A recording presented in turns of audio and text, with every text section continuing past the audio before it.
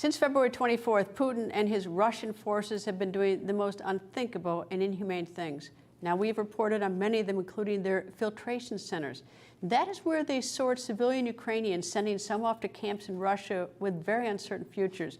There are at least 21 filtration centers in the Donetsk region of eastern Ukraine. A report by Yale University researchers with the State Department's backing has uncovered the locations of many of them.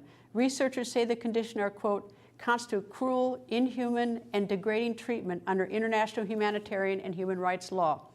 Now, satellite imagery has shown disturbances in the earth, which could be signs of mass graves. And earlier I spoke with two-time heavyweight world champion boxer Wladimir Klitschko. He is also the brother of the mayor of Kyiv. Mr. Klitschko, thank you very much for joining me, sir. Thank you for having me. Good. Sir, first of all, where are you? What city are you in? As you could see, I'm in Kyiv, the capital of Ukraine. And that's, of course, where your brother is also the mayor. Can you tell me what it's like in the past few days? Give me sort of a sense of what's going on in Kyiv. Obviously, we were expecting to be attacked on our Independence Day, which is 24th of August. And we had a parade of Russian military equipment on our main street in the city, which is called Krещатик, which is actually taking place right now. So everyone could see the Russian tanks that's supposed to be on Krещатик after like 3 days of the invasion, after February 24th, could be seen today as a destroyed imperialistic dream to conquer Ukraine. And that after half a year, still not happening and will never happen because we will not let it happen. Also, not to forget the past attack on Chaplino. We just see the pictures of it that happened yesterday. 25 people, civilians, were killed by a rocket that precisely was aimed at this village. Under these 25 people, also children. It also shows that Russian war that is happening here in Ukraine is nothing but complete devastation and destruction that provides to our infrastructure and taking our lives, lives of innocent Ukrainians, civilians. When I was in Ukraine a short time ago, actually the first time I was there, which was sometime in March, there were sirens constantly going off, the air raid sirens. Is Kyiv like that, where you're still constantly hearing air raid sirens? Yes, absolutely. It's pretty much daily routine to hear the sirens. Let me turn now to war crimes. We're doing this series here on Newsmax about the atrocities that are going on in Ukraine. Rape has been used as a weapon. Have you heard at all about Russian soldiers using rape as a weapon to terrorize family, to hurt women?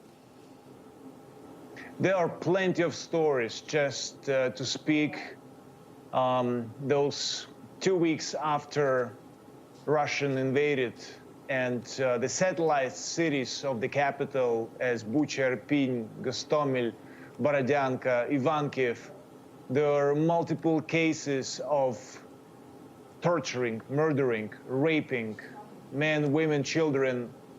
It's just so much evidence. And also the executives of the court in Gag been here and documenting all of the crimes. And I'm just speaking about the surrounding of the capital, but much more is still happening actually in the east and in the south of the country. Your father was a member of the Soviet military. He was a commander to help clean up Chernobyl. He has two sons. You and your brother's mayor are now fighting very hard for Ukraine.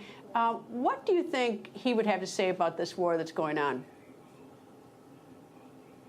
There will be not possible understanding this is senseless war. And a healthy mind cannot understand this attack by Russia.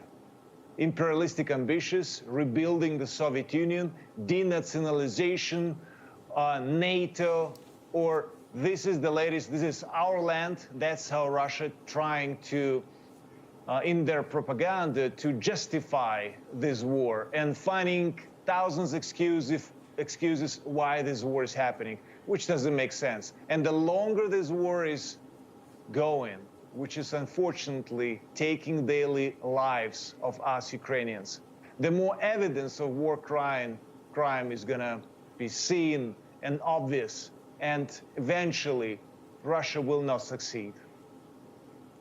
How can we help you? What do you need?